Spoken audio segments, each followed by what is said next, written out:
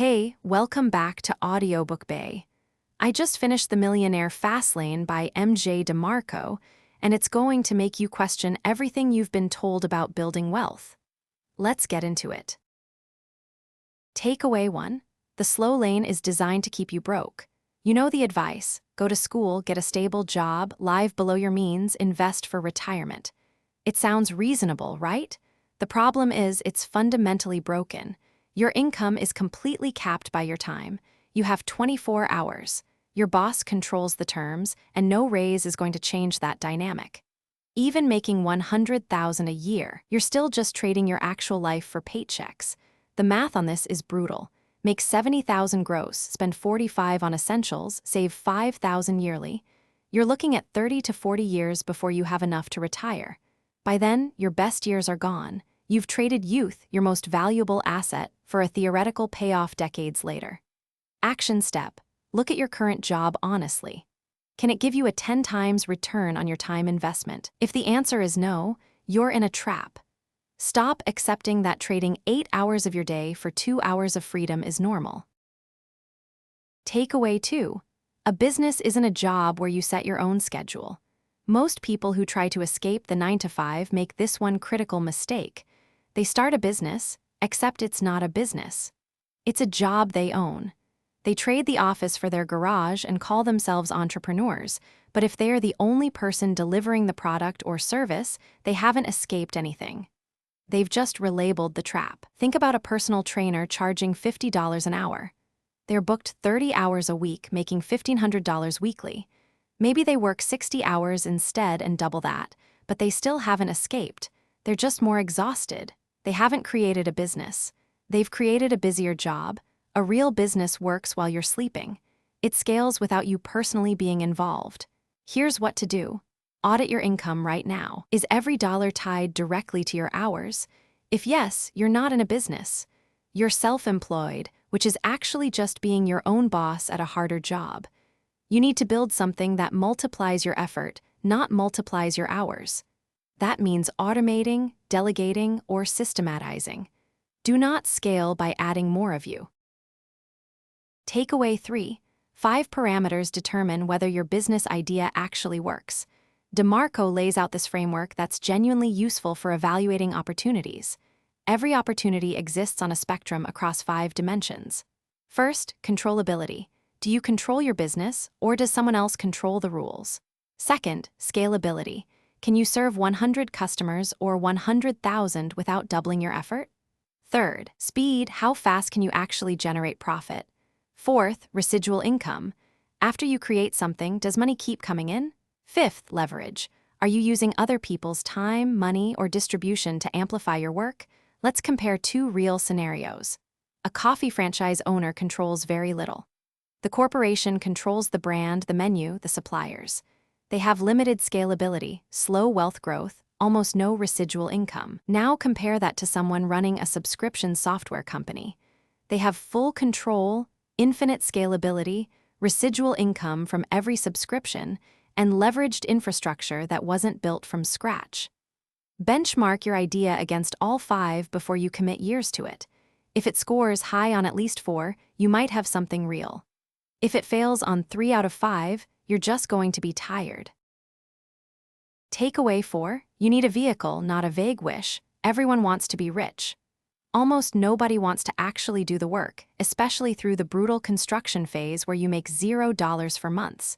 So they daydream instead: lottery tickets, crypto fortunes, that relative who's going to die and leave them money. None of that is a vehicle. That's fantasy. A vehicle is something specific, actionable, and completely within your control. Not, I want to be an entrepreneur. That's too vague. Not, I'm going to start a side hustle. That's still just a wish.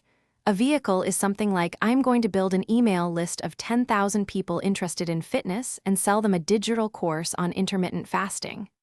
That's specific. You can execute against it. You know what success looks like. Define your wealth-building vehicle in one single sentence. Make it specific. Make it measurable. If you can't articulate it clearly, you don't have a vehicle yet. You've got a wish, and wishes won't make you money. Takeaway 5. Your real wealth is what's left after you pay everything. Most people obsess over income. But that's not wealth. Wealth is what survives after bills, taxes, everything else. Someone making $200,000 a year but spending $190,000 has $10,000 left. Someone making $50,000 and spending $20,000 has $30,000. Over 8 years, the second person has doubled their wealth. Lifestyle inflation kills wealth building. Your income goes up 40%, so you upgrade everything. Your surplus goes backward. Your real money is what's left after you pay your life. Calculate your actual profit this month. If it's 0 or negative, earning more is almost irrelevant. Fix your spending first. Takeaway 6. The money is in the gap between problems and solutions. Every single business exists because a lot of people have a problem and they'll pay money to fix it. Your job is to identify the gap and fill it better, faster, or cheaper. That's it. That's the entire business model. Look at the person who founded Dollar Shave Club. What was the gap? Men hated paying $8 for razor blades at convenience stores, but they had no alternative. So someone said, what if we shipped them monthly for $1 or $2? The market was massive. The gap was obvious. The execution was simple. He filled a gap and eventually sold the company for $1 billion because he solved a real problem people were genuinely frustrated with. You don't need to invent something revolutionary. You need to solve something that's already costing people time or money. What gap do you see in your industry or your circle? Identify 3 problems. Pick the one that affects the most people. Design a solution. Test it with 5 potential customers. If they'll pay, you've got something real. Takeaway 7. The construction phase is brutal, but it's worth it. Every Millionaire DeMarco studied earned nothing for a period while working full-time toward their business. You won't suddenly make $10,000 a month. You'll work for 6 months earning nothing while your friends have fun. But in the slow lane, you suffer 40 years. In the fast lane construction phase, you suffer 2 to 5 years, then you have options. Your business scales. Your income decouples from your effort. Start today. Write 1 page about your vehicle. Tell 1 person. Do 1 hour of work. The compound effect starts the moment you begin. Takeaway 8. Build systems, not jobs. Someone builds a product, gets customers, then wakes up exhausted. They're delivering orders manually, answering emails, creating everything. They've built a job, not a business. The fast lane works when you systematize everything. If you're a designer with 10 clients, you don't design all 10 yourself. You hire other designers, keep 20%, and leverage the work. 10 clients becomes 100 without burning you out. Build with systems from day 1. Ask, how would this work if I needed to handle 100 customers? What if I'm not involved? Design for scale before you need it. Takeaway 9. Money is the vehicle to freedom, not the destination itself.